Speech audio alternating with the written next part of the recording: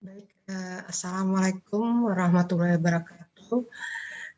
Hari ini kita akan berdiskusi tentang membandingkan penghimpunan dan penyaluran dana setelah kredit bank.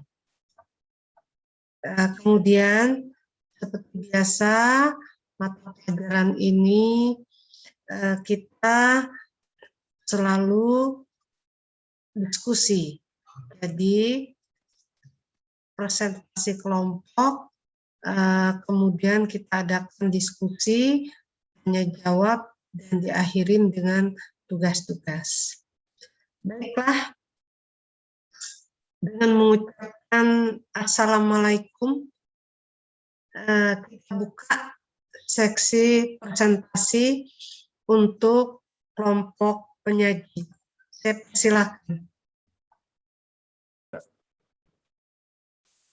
Assalamualaikum warahmatullahi wabarakatuh. Kami dari kelompok 11 akan mempresentasikan materi tentang membandingkan penyaluran, penghimpunan, dan sistem kredit bank. Anggota kami sendiri terdiri dari Saudara Riko Ramanda, lalu saya sendiri Muhammad Davinsyah, dan Saudara Arman Raffi Muhammad.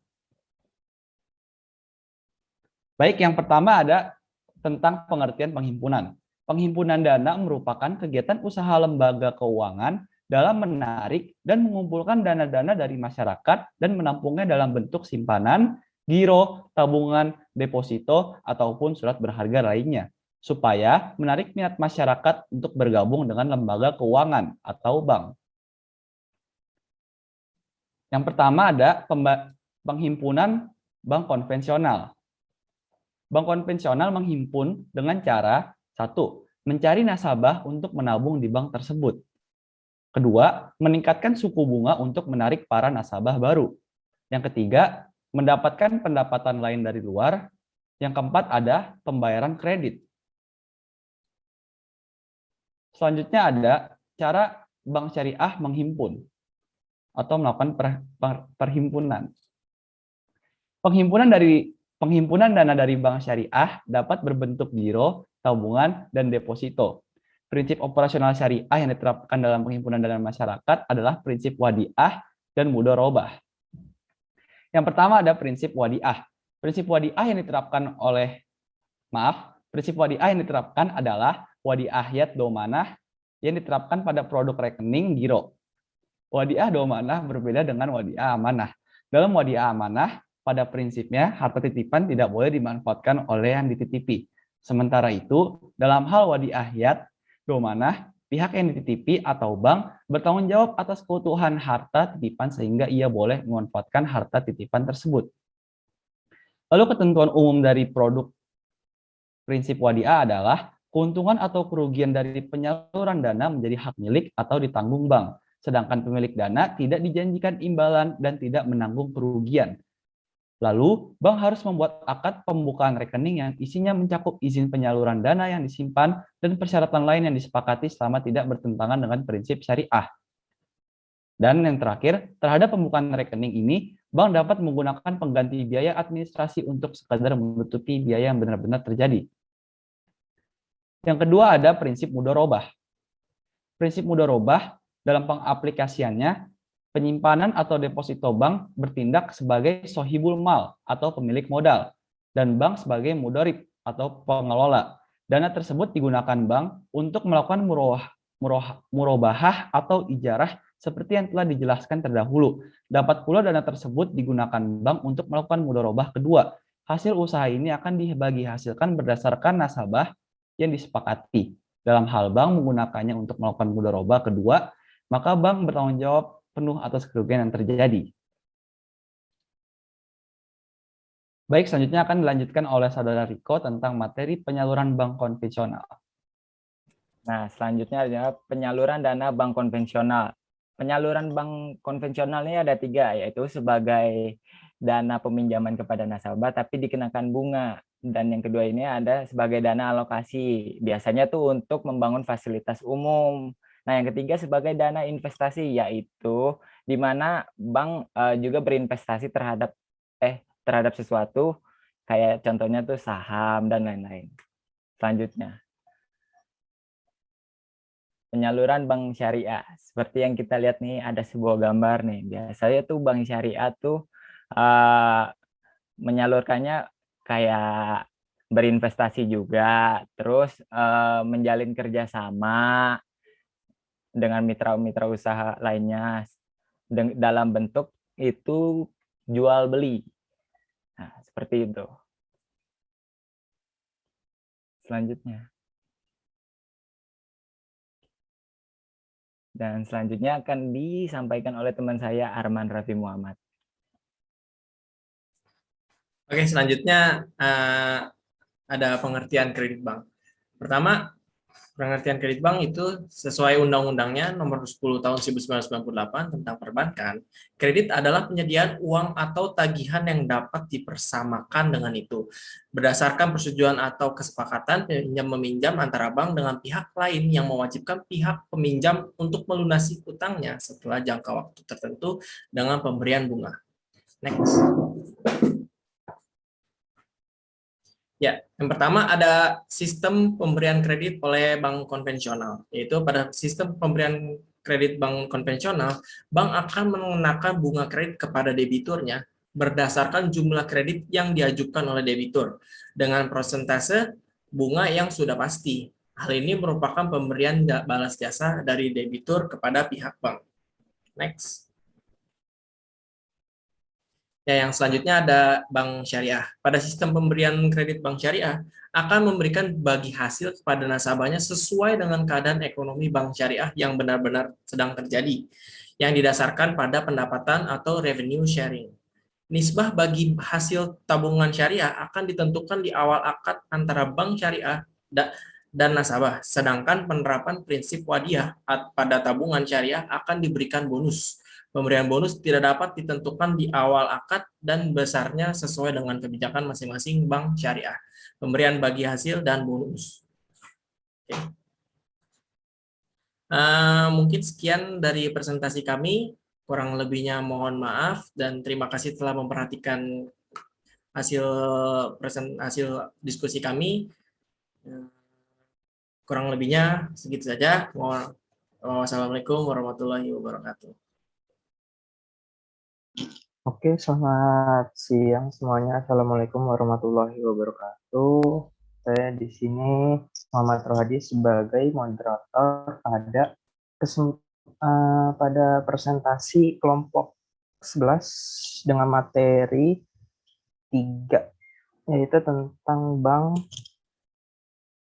dan bank konvensional dan bank syariah, yaitu perbandingan penghimpunan, penyaluran, dan sistem kredit bank. Oke, untuk pertanyaan akan dimulai pada termin 1. Langsung aja untuk penanya dilangsungkan untuk 2 orang penanya. Dipersilahkan. Kira diizin bertanya ya, kelompoknya Riko.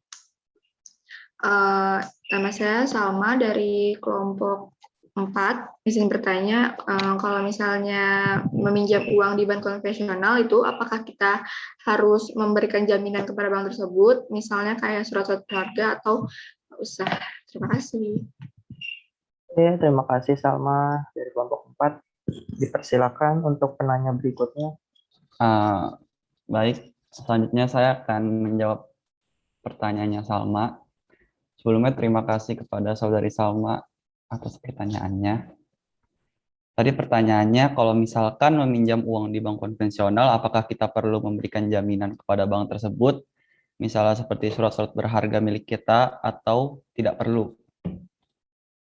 Jadi, sebelum kita membahas tentang apakah kita perlu memberikan jaminan atau tidak kepada bank, perlu diketahui dulu sebelumnya ada dua jenis cara peminjaman uang di bank. Yang pertama ada pinjaman beragun dan kredit tanpa agunan.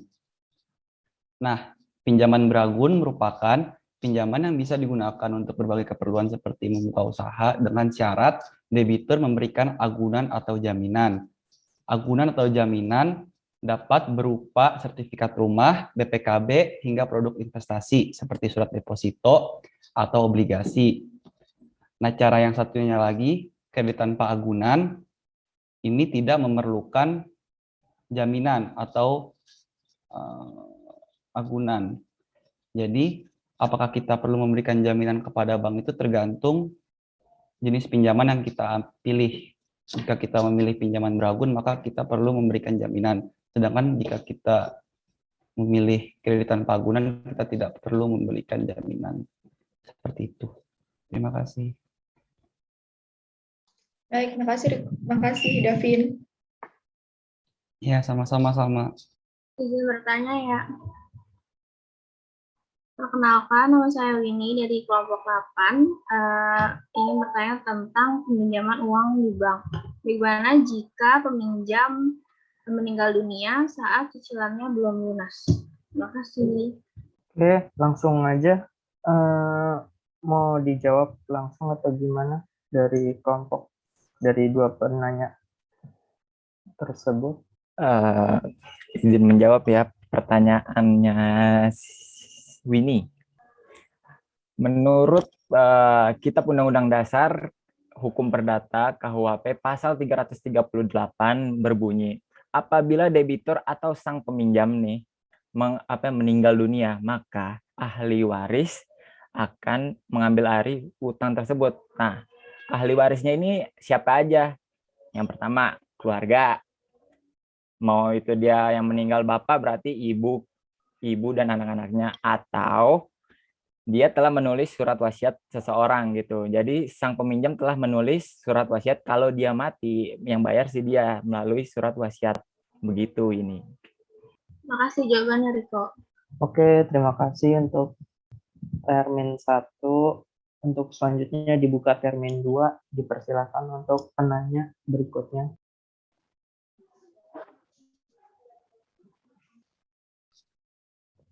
Baik, terima kasih. Perkenalkan, nama saya Mishkatul Adawiyah dari kelompok 2. Saya ingin menanyakan, kan ada salah satu metode yang digunakan pada bank syariah itu untuk menghimpun dana, kan ada prinsip wadiah. Nah, apa sih pengertian prinsip wadiah ini dan apa aja tuh ketentuan-ketentuan umumnya dari prinsip wadiah? Terima kasih. Mungkin saya mau jawab pertanyaan dari saudari Sika ya. Tadi kalau nggak salah Sikanya juga nanya salah satu metode yang digunakan bank syariah untuk menghimpun dana kan ada prinsip wadiah ya. Apa sih pengertian prinsip wadiah dan apa saja ketentuan umum dari prinsip wadiah? Mungkin pertama pengertian wadiah dulu. Pengertian wadiah tuh nasabah yang bertindak sebagai penitip yang memberikan amanah kepada bank untuk memanfaatkan dana yang dititipnya dan bertanggung jawab penuh terhadap penggunaannya. Nah, untuk ketentuan umumnya kita izin untuk mengutip dari Google ya, karena kita juga minim wawasan, jadi nambah dari Google. Untuk ketentuan umum prinsip wadiahnya itu, pertama, keuntungan atau kerugian dari penyaluran dana menjadi hak milik atau ditanggung bank. Sedangkan pemilik dana tidak dijanjikan imbalan dan tidak menanggung kerugian. Selanjutnya ada bank harus membuat akad pembukaan rekening yang isinya mencakup izin penyaluran dana yang disimpan dan persyaratan lainnya yang disepakati selama tidak bertentangan dengan prinsip syariah. Mungkin itu aja. Terima kasih jika sudah bertanya. Terima kasih Arman atas jawabannya. Oke, karena sudah semua terjawab, termin ditutup untuk pertanyaan kelompok 11. Sekian dan terima kasih dari saya sendiri, moderator. Mungkin saya tutup. Wassalamualaikum warahmatullahi wabarakatuh. Saya kembalikan terus Bu Kori. Halo, mungkin dari Ibu ada. Pada umumnya memang kita kan tentang kesehatan bank kan? Ya, kesehatan bank, tapi terakhir saya lihat bukan masalah kesehatan ya, tapi jaminan tadi ya. Jadi kalau jaminan di bank ya kalau hilang tanggung jawab bank. Tanggung jawab bank itu jaminan tidak bisa hilang, karena nanti kalau si nasabah mengembalikan uang, otomatis jaminan itu harus diberikan. Kemudian tadi saya dengar juga ya sepintas-pintas, maklum Ibu masih di rumah sakit, mengenai bank syariah ya. jelas bank syariah dan bank konvensional itu beda sekali ya. Beda sekali karena memang bank konvensional itu maka dikatakan haram karena sebelum kita berusaha uang itu sudah diberikan kepada kita dikenakan biaya. Padahal kita belum dapat belum berjalan usaha kita. Kemudian kita kena biaya. Nah, ini dibilangkan haram ya. Kemudian kenapa bank konvensional itu berbeda sama kita? Yaitu tadi saya katakan kalau bank konvensional sebelum apa-apa dari dikenakan denda, sedangkan bank syariah tidak.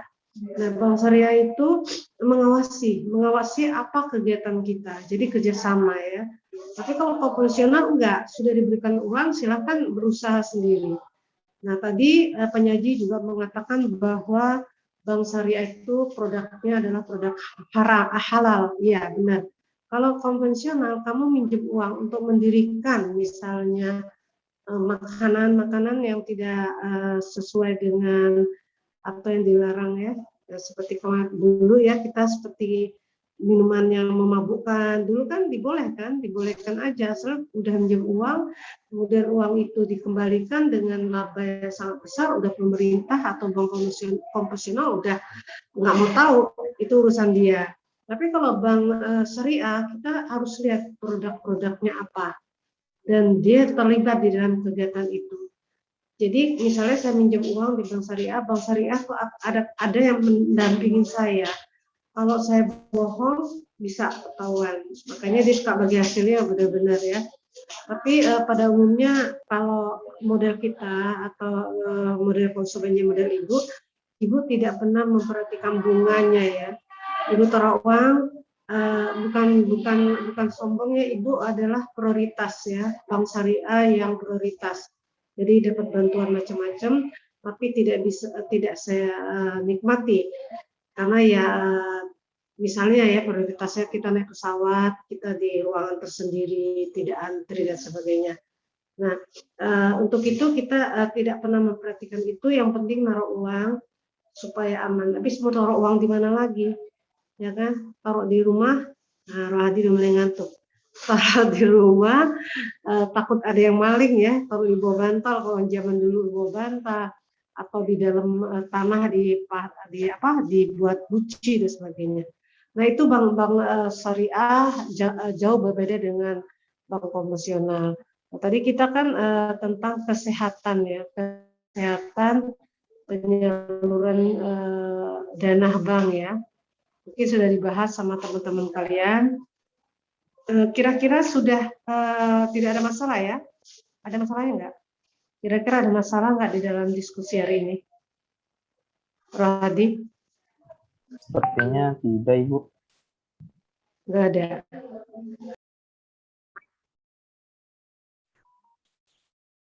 Baik, alhamdulillah diskusinya cukup seru ya. Banyak pertanyaan, kemudian kelompok penyaji menjawab dan ada tambahan-tambahan dari teman-teman sekalian. Nah, dengan berakhirnya kita tanya jawab, Ibu saya sangat senang dan mengucapkan terima kasih kepada mahasiswa Ibu yang berpartisipasi untuk bertanya dan menjawab pertanyaan tersebut. Jadi tadi teman Anda sudah presentasi tentang membandingkan penghimpunan dan penyaluran dana serta kredit bank. Baiklah, dengan mengucapkan alhamdulillah kita akhiri pertemuan kita hari ini. Mohon maaf lahir batin. Tetap semangat, jaga kesehatan. Wassalamualaikum warahmatullahi wabarakatuh.